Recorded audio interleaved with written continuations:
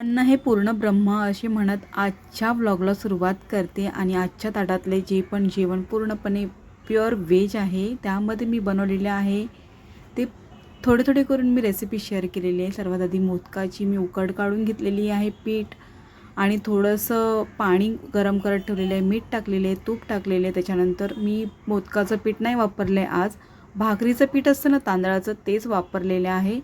उकड काढल्यानंतर मी थोडं रेस्टसाठी ठेवलं आहे, कारण की थोडं नरमू पीठ आहे ते उकड काढलेले. नंतर मग मी खोबरं किसून घेतलं, कारण की बऱ्याचशा भाज्यांसाठी वगैरे मला लागणारच होतं. त्यानंतर मग मी हे पीठ आहे ना जे मोदकाचं वाफवलेलं ते मी मळून घेतलं छानपैकी. थोडंसं तूपसुद्धा लावलं आणि मग बाउलमध्ये झाकण लावून संकष्टी आहे ती संडेलाच आल्यामुळे मस्तपैकी बेत केला जेवणाचा. आणि मग लगेचच पीठ वगैरे मळून घेतलं गव्हाचं, कारण की चपाती करायची होती. आणि वाटण जे पण लागणार होतं ते सुद्धा मी करून घेतलं. पण त्याआधी मी नारळाला गुळामध्ये म्हणजे चव बनवली. चव म्हटल्यानंतर म्हणजे सारण, मोदकाचं सारण आहे ना हे बनवून घेतलं.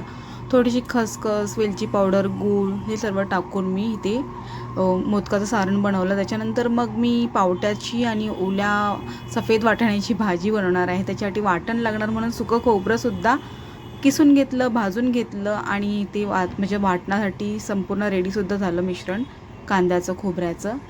तर सर्वात आधी आता इथे मी पावट्याला म्हणजे मोड आलेले पावटे आहेत ना त्याला मी फोडणी देते.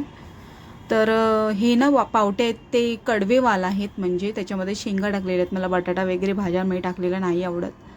तर अगदी कमी प्रमाणामध्ये मी वाटणाचा उपयोग करते, म्हणजे जास्त वाटण असं मी लावत नाही भाजीला.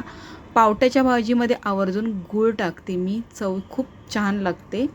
तर 1-2 शिट्टीमध्ये भाजी होऊन जाईल. तर इथे वाटण आहे कढीचं, ओल्या खोबऱ्याचं वाटण आहे. ओलं खोबरं, जिरं, मिरची, कोथिंबीर.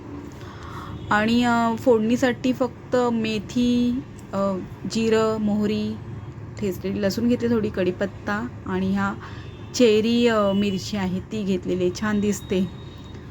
तर वाटणसुद्धा मिक्स केलेलं आहे. त्याच्यामध्ये ऑलरेडी हळद होती म्हणून मी काय हळद टाकली नाही आहे. आता हे वाटणं म्हणजे मिक्सरला लागलेलं वाटण आहे ते मी ताकामध्ये मिक्स केले, आणि बेसनसुद्धा ह्याच्यामध्ये 2-3 चमचे मिक्स करून घेतलेलं आहे. आता हे जर मिश्रण मिक्स केल्यानंतर त्याच्यामध्ये गूळ टाकले आणि चवीनुसार मीठ. कढीला फक्त उकळी यायची बाकी आहे, तोपर्यंत 2 शिट्ट्या भाजीच्या झालेल्या आहेत. आणि ते पावट्याचं बिरडं रेडी झालेलं आहे, रसरशीत असे म्हणजे रस्सेदार बनवलेलं आहे. तोपर्यंत ताकाच्या कढीलासुद्धा मस्तपैकी म्हणजे उकळी आलेली आहे. कोथिंबीर टाकली वरतून, आणि ताकाची कढीसुद्धा रेडी झालेली आहे. फरसबीची भाजी आहे ना ती खायला तर कंटाळाच येतो म्हणजे. तर इथे ना मी आज फरसबीची कोशिंबीर म्हणू शकता, किंवा सिंपल अशी भाजी वाफवलेली बिना म्हणजे कमी तेलाची अशी मी बनवून दाखवते. सिंपल रेसिपी आहे. कोथिंबीर वडी अगदी छोटीशीच बनवली, कारण की ताटामध्ये मला हवी होती आणि कोथिंबीर ना खूप कमी होती, म्हणून मी छोटासा रोल बनवून घेतला. त्याचबरोबर फरसबीसुद्धा वाफवण्यासाठी ठेवली 5-7 मिनटंच फक्त.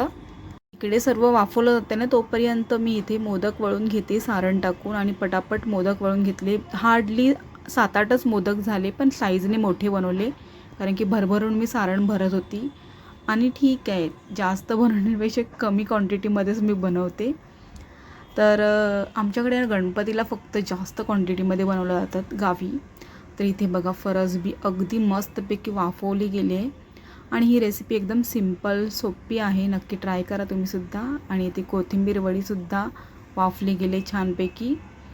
तर आता मी पाणी वगैरे चेंज केलं, कारण की हा नैवेद्य मला देवाला दाखवायचा आहे, गणपती बाप्पाला दाखवायचा आहे, स्वामींना दाखवायचं आहे. त्याच्यामुळे ताट वगैरे पुन्हा धुवून घेतलं, आणि ताटाला ना आधी मी चाळणीला तूप लावलं. त्याच्यानंतर ती सगळे मोदक रेडी झाले होते, केसर वगैरे लावलेलं मी, आणि आधी 2-3 मिनटं वाफ काढून घेतली. त्याच्यामुळे ना मोदक अगदी सॉफ्ट राहतात बराच वेळ. तर एक मोदक मी चाळणीमध्ये लावून घेतला मस्तपैकी, आणि आता वाफ काढायला ठेवले. तर इथे माझ्या चपात्यांची सुरुवात झालेली आहे साईड बाय मधल्या गॅसवरतीच, आणि तोपर्यंत मोदकसुद्धा वाफवले गेलेले आहेत. माझी इथे कोथिंबीर वडी थंड झालेली आहे, तर मी मस्तपैकी वड्या पाडून घेते. आणि एकही वडी अशी क्रॅक वगैरे तुटली बिटली नाही, आणि अगदी क्रिस्पी होतात ह्या वड्या तळल्यानंतर. शॅलो फ्राय करू शकतो किंवा डीप फ्रायसुद्धा करू शकतो, तर मी इथे डीप फ्राय करणार आहे.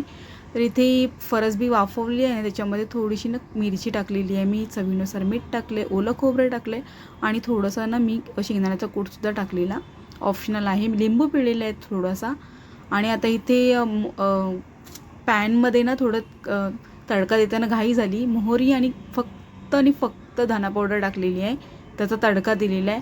भाजी नंबर 1 अप्रतिम लागते. तर इथे कोथिंबीर वड्यासुद्धा मी फ्राय करून बरोबर ना. माझ्याकडे एक कारलं होतं, त्याच्यामुळे त्याला मी बेसन, थोडंसं तांदळाचं पीठ आणि हळद, मसाला, थोडं मीठ टाकलं आणि ते कारलंसुद्धा फ्राय करून घेतलं. त्याचबरोबर पापड वगैरे म्हणजे फ्राईज जे पण आहेत ना ते तळून घेतले मी. आणि आता मोदक झालेले आहेत ते आधी सर्वात मी बाप्पाला दाखवून घेते, कारण की नैवेद्य आज बाप्पाचा मान आहे मोदकांचा. तर उपवास तर नसतो, पण अशा काही संकष्टी वगैरे येते तेव्हा मी मोदक आवर्जून बनवते. तर आजच्या जेवणामध्ये आणि सफेद वाटाण्याची उसळ माझ्याकडून स्किप झाली म्हणजे शूटमध्ये. लोणचे आहेत ते माझ्या आईने घरी बनवलेले आहेत. यापेक्षा लोणच्याचा टेस्ट बाहेरच्या लोणच्याला मिळू शकतच नाही. बेस्ट बनवलेले आहेत माझ्या आईने. तर इथे जेवणाचं ताट संपूर्ण रेडी झालेलं आहे. आणि तुम्ही विचाराल सगळ्या भाज्या, ताक, मोदक वगैरे एवढा जेवणाचा काय म्हणतात ते घाट घातलेलं आहे. पण थोडंच जेवण करणं होतं, पण मला पदार्थ जास्तीत जास्त बनवण्यामध्ये भयंकर म्हणजे खूप आवडतं. म्हणजे अशा पदार्थ घरी बनवण्यासाठी मी तुम्ही मला खरोखर वेडी म्हणाल. पण चला, नेक्स्ट व्लॉगमध्ये भेटूया. व्हिडिओ आवडल्यास लाईक, शेअर, सबस्क्राईब करा. बाय.